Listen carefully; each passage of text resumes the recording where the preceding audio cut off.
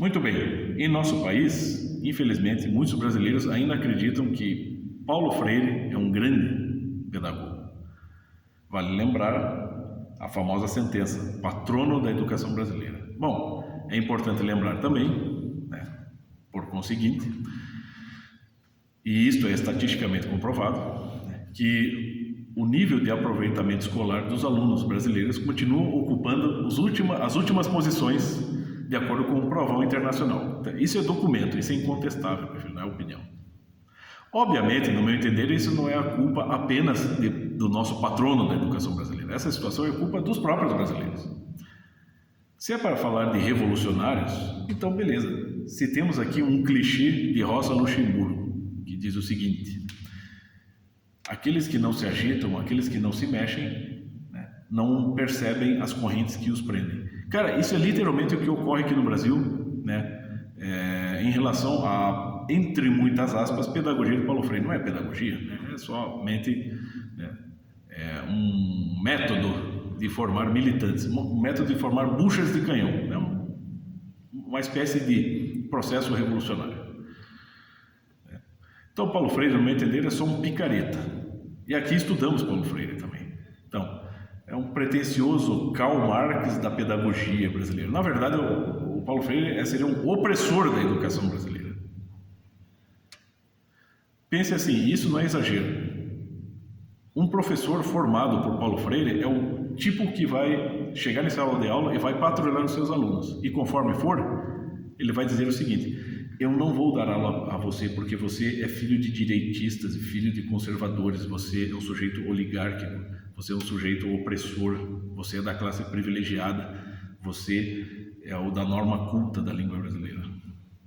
Porque sabe que o Paulo Freire ele não ensina a norma culta da língua brasileira.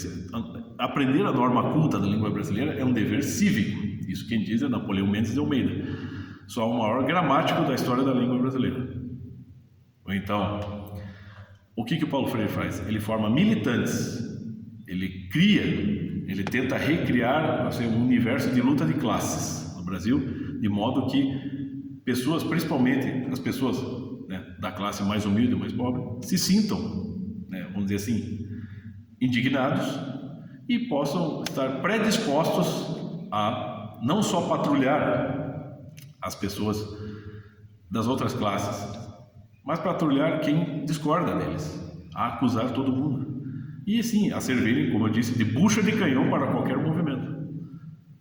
Essa é a, entre aspas, pedagogia de Paulo Freire. Bom, antes de você apegar toda essa merdarada, se interesse por outro sujeito, grande patrimônio do nosso país, cujas obras também são grande patrimônio do nosso país, e que possui quase o mesmo sobrenome de Paulo Freire, que é Gilberto Freire, né?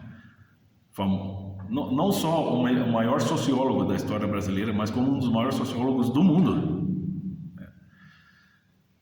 São poucas as pessoas que lembram do clássico Casagrande e Senzala. Ele está aí, é patrimônio do nosso país. E basta você ler os primeiros capítulos, né, e estudar sobre o sujeito, e você vai perceber que ele percebeu, ele descreveu o Brasil, como o professor Olavo de Carvalho explicou, Gilberto Freire, junto de outros grandes intelectuais brasileiros, historiadores, né, o Sérgio Buarque de Holanda, o Caio Prado Júnior, o Oliveira Lima, né, as obras desses sujeitos, desses grandes autores, elas meio que constituem um processo de redescoberta do Brasil. E não só de acordo com esses grandes autores, essas grandes obras, mas também é um dado cultural institucionalizado e é um dado do senso comum. O Brasil é um dos países mais miscigenados do mundo. Então, como é que um tipinho como Paulo Freire pode pregar luta de classes, né, ou a prevalência dos oprimidos num país onde a miscigenação é um fato? Então, é um questionamento que eu coloco dentro das minhas limitações. Portanto, vai aí a dica. Se você quer aprender algo sobre a nossa cultura, então, e principalmente no que tange à educação e a